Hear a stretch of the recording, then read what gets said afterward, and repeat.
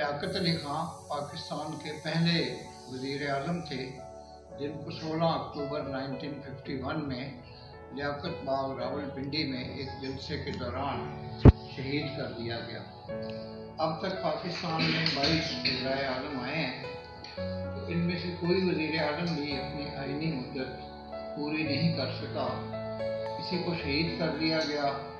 किसी को अदालत के ज़रिए से तख्ता-ए-दार तक पहुँचाया गया, और इसी तरीके से मुख्तलिफ वाक़यात वज़ीर आज़म के साथ होते रहे। कुछ वज़ीर आज़म जो हैं वो 58(2)B के ज़रिए से चले गए, कुछ वज़ीर आज़म जो हैं वो फौजी हुकूमतों की आमद के वक्त जो है इस इक़्तिदार से रुखसत हुए। तो ये जो कहानी है ये अक्सर व बेशतर साबिक़ वज़ीर आज़म जनाब इमरान खान साहब को भी याद दिलाते रहे हैं, मुख्तलिफ एंकर्स भी और मुख्तलिफ सियासी लीडर्स भी, कि जो वज़ारत-ए-उज़्मा की कुर्सी है पाकिस्तान में वो कोई इतनी ज़्यादा सेफ और सिक्योर नहीं है कि उसकी बेसिस पे आपके दिल में जो कुछ आए वो करते चले जाएँ और आपकी ज़बान पे जो कुछ आए वो कहते चले जाएँ। पाकिस्तान में ये 22वें वज़ीर आज़म है जो आजकल मोहम्मद शहबाज शरीफ साहब हैं, और जो इमरान खान साहब थे उनसे पहले भी वज़ीर आज़म अपने ओहदों से सबकदोश हुए। इनको तो बरतरफ किया गया, उसी असम्बली ने इनको बरतरफ किया जिसने इनको इलेक्ट किया था। तो इन्होंने इतना उस पर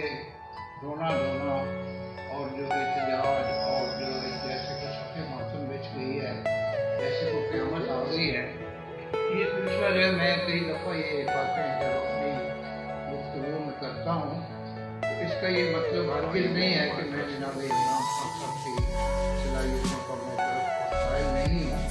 लेकिन वो एक बावकार शख्सियत है, एक बहुत आला अहदे पर कायल रहे हैं। उन्होंने बहुत से मस्बत इक़दामात भी पाकिस्तान में किए हैं, नौजवान नस्ल को एक शऊर भी दिया है, एक रोशनी भी दी है, एक नया जो दीन था वो मुतारफ़ करवाया उन्होंने। लेकिन जब इतना बड़ा एक मकबूल आम लीडर हो तो उसको बहुत सी और चीज़ों का भी ख्याल रखना पड़ता है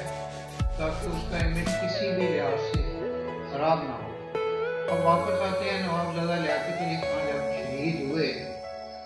तो मालूम हुआ कि आपका जो बैंक अकाउंट था उसमें सिर्फ 64 रुपये थे और जो जुराबें पहनी हुई थी वो फटी हुई थी और